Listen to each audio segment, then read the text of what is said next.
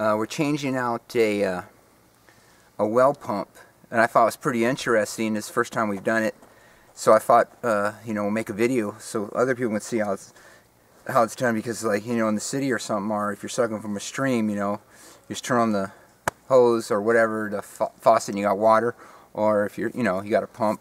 But this one goes down.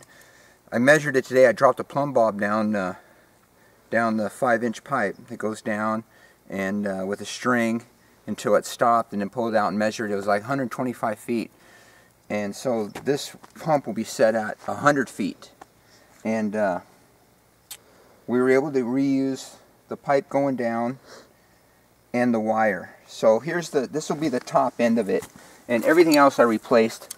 This is galvanized, and then this goes on top of the pipe of the well.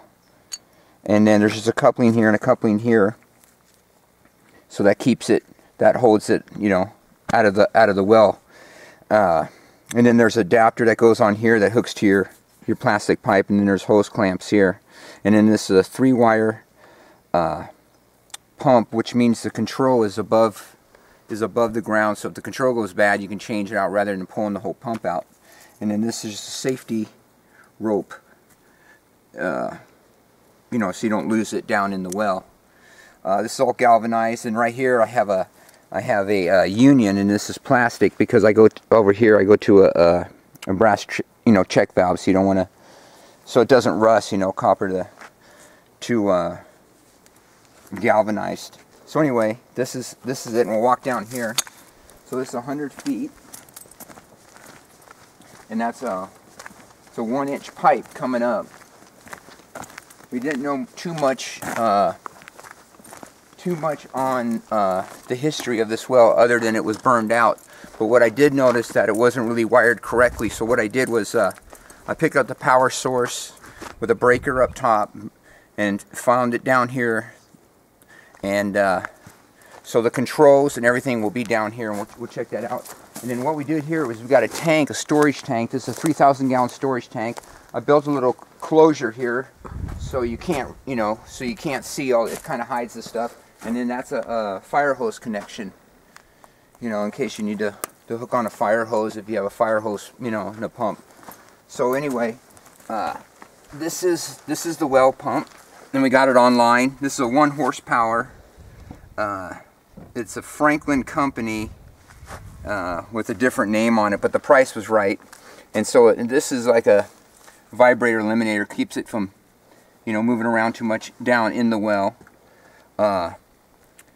Same thing, there's a connector, and you heat this up with like a propane torch, slide it on the end, put a couple hose clamps, and then tape it, and then you put some wire ties going up like every 10 feet. And this is that safety rope that was at the other end, and it ties to the well here. So this is the pump here, and then this is the motor part of it here. And this is 230 volt, and it runs about 10 amps, somewhere in there.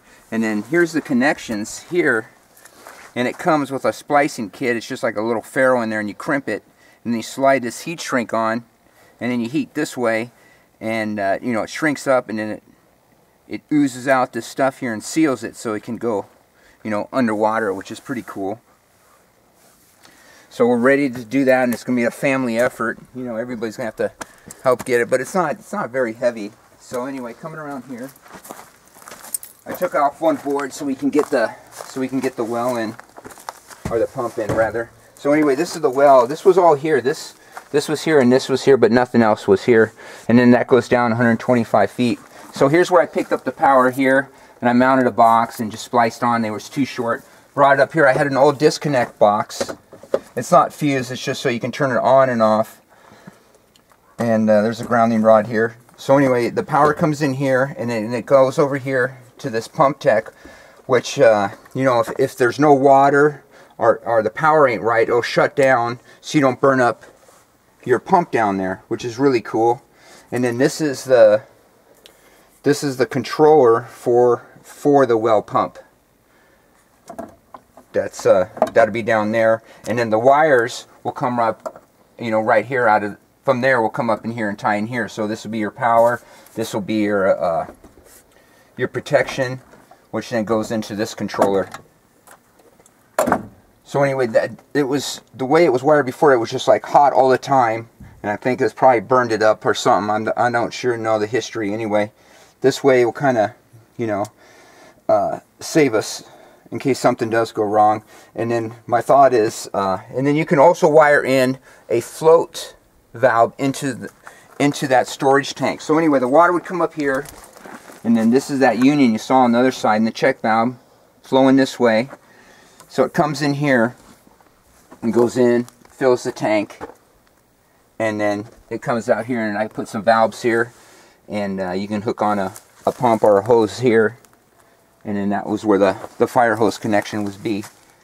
So there is no float in here to turn this off. I'm just going to do it manually. I'll turn it on, fill the tank, and then, you know, pull the disconnect, shut it off, and then fill it when I need to. But what I could do here also is turn it on, you know, shut this ball valve, and then turn on a hose bib and water the for the cow and shit like that, because this should be enough pressure coming up to run it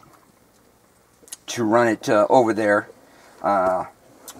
This is a deep well pump, and it's capable of I think it's 200 or 300 feet, so there's more than enough to run some water over there.